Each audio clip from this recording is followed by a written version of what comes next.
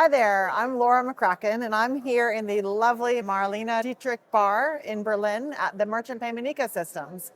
And I've been asked to help to dispel a few common myths about payments and the commerce industry.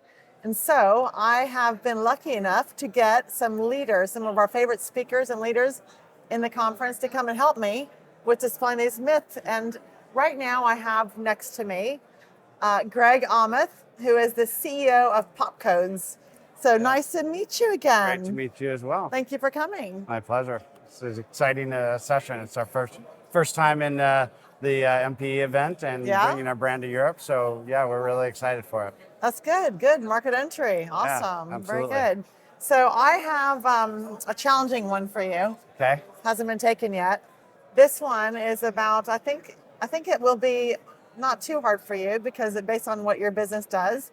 So myth number 10, marketplaces are only for B2C businesses. Yeah. Now you have three choices. Yes. It can be true, it can be false, or it can be it's complicated. I would definitely say false. I mean, there's definitely complications in any marketplace, but I think that the need and the opportunity for a B2B marketplace is quite substantial, especially as you're talking about applications and other solutions that businesses need, and their need for something that curates and offers that solution in a way that ensures that they can implement it quickly, they can leverage it, and they can get the value that they're looking out of that solution more effectively. Now, can you help me define marketplace for a B2B marketplace? Could you have any examples of a B2B marketplace? Again, it spreads all across all of the different products and services that a business might need. You've got all of the operational supplies and accessories and those types of product. And their businesses are using those marketplaces like from Amazon and Alibaba and other providers today. But I think one of the growing areas and one that really it's kind of maybe more on the challenging side today is that app marketplace, and what is available to consumers today from Apple and Google, and then what needs to be more available for businesses and more specialized offerings for businesses as they look at leveraging that new with this event in mind, that new payment ecosystem, and the apps that are now available to run in those point of purchase and payment and point of sale devices. Yeah, that's interesting. So an apps how does the payment, what are the payment needs different in terms of consumers versus business? Why do businesses need a different type of marketplace? Well, I think businesses obviously are trying to enable a better experience for their consumers, so that when a consumer comes into the store and wants to buy a product or service, or whether they're online and trying to buy a product or service, that payment and checkout experience needs to be seamless. But what they're doing today and what is expected today in the marketplace is that it doesn't matter whether you're in store, whether you're online, that omni-channel experience that enables viewing of products, the discovery of products, the purchasing of products, and the integration of products to be seamless for a business, whether it's a small business, medium business, or large business. They're going to, they need to go to that marketplace to find those products that they know will work with their solution, that'll work for their customers and work for their store associates in a way that, again, is much more difficult to curate than just going and buying pens and papers and all the rest of those things that businesses still use today, but are not yet quite mature in a marketplace. Right. Interesting. And now, Popcodes. Yeah. You are a B2B business, obviously. Yeah. But yeah. So tell me a little bit more about your company. But we focus on helping the large acquirers and ISOs leverage their payment infrastructure, the new smart terminals that they're deploying today, to engage the merchant and to better service that merchant, to help them reduce the cost of running a payment infrastructure, but also to better leverage it for getting more value out of it, to enable things like points programs and gift card programs and working capital and other alternative payment methods and other things that are being supported by the payment ecosystem today, Yeah. but don't have as much knowledge and visibility to the merchants themselves. Merchants are still keeping up on tap to pay, pay by wallet, pay by phone, all of these options that are available, and yet they're learning about it from their research in the market in general. But it's very difficult for the payment processors to communicate those capabilities to the merchants. They can't, when they partner with somebody and they bring a new capability to the solution, they can't communicate that to their merchant community very effectively. Today they use phone calling, they do email and other things, but those don't get to the key stakeholders as quickly as what we think is critical. And so we use that in-store infrastructure to message and engage that merchant and the store manager and the store associate on these products and services, so that when they're brought to market, they're much more familiar with what the capabilities are. They're much more clear on how they can take advantage of those capabilities. They can get support for those things much more quickly, and they can add and enhance their overall use of those platforms to build a stronger and more profitable relationship with their service provider. Excellent. No, yeah. And now I just have to take the advantage of the fact that you are coming over, as you say, coming from the U.S. into Europe. Yes. How are you seeing the difference in the payments landscape between the U.S. and Europe? Yeah, so we've been doing this for about 10 years, and 10 years ago, Canada, where our headquarters is based, and Europe were way ahead of the U.S. in the payment infrastructure. They had adopted the chip and PIN, and so payment by chip from a security standpoint, or by tapping your phone or your wallet was typically the norm in Europe and Canada, and definitely the exception in the U.S. Yeah. And I think one of the things that I'm seeing now is, and it's kind of the challenge that people face as they're adopting technology. When Europe adopted chip and PIN and the payment infrastructure for that, the technology was 10 years old, and now it's changed dramatically.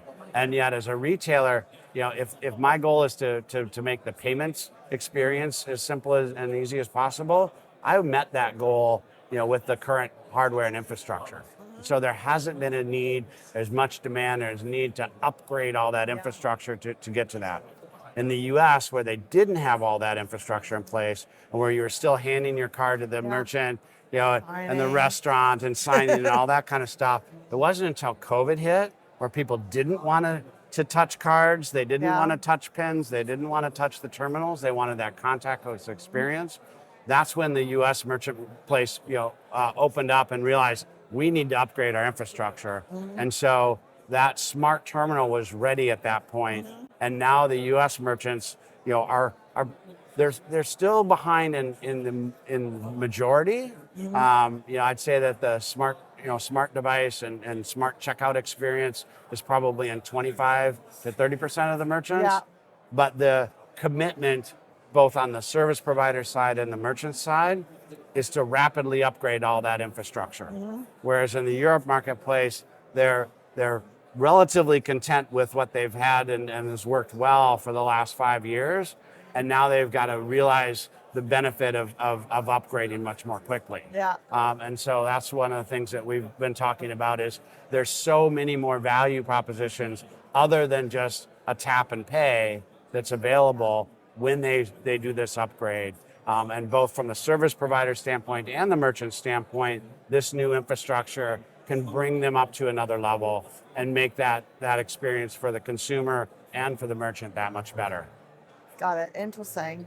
And I understand that Popcodes is agnostic as to which point of sale provider you work with. Yeah, I mean, from our standpoint, if it's a smart device, if it's internet connected, if it's got a user-friendly interface, a large screen, that type of thing, And typically, again, if it's Android, which isn't our only requirement, but those devices are where our solution can really add a lot of value, and the ability to run automation to make the merchant's effort very low to take advantage of all those new features is really the key.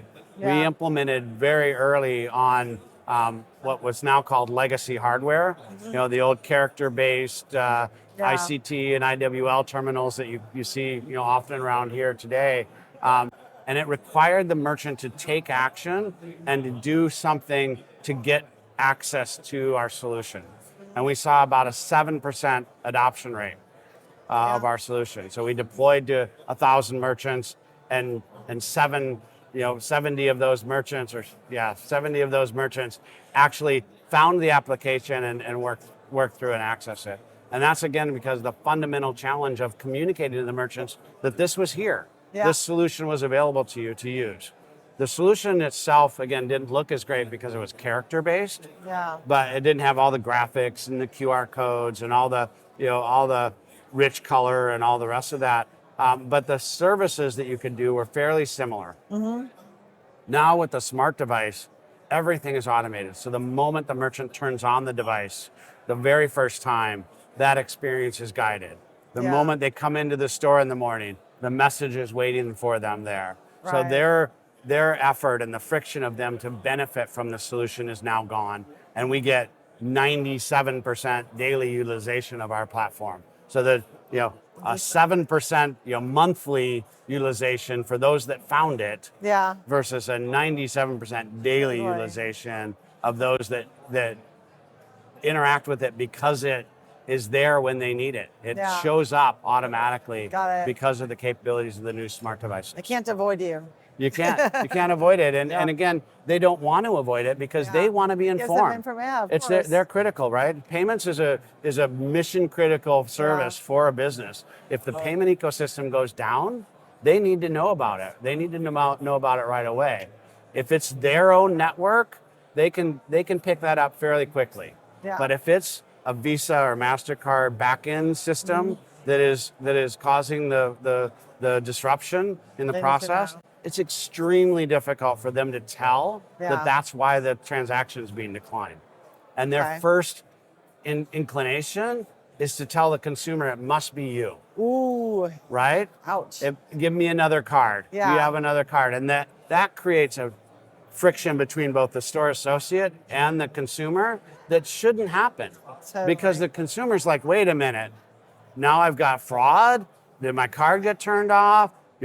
This card should be good. I have plenty of balance. They have to defend themselves. They're talking to this, store associate telling them, my credit's good, right?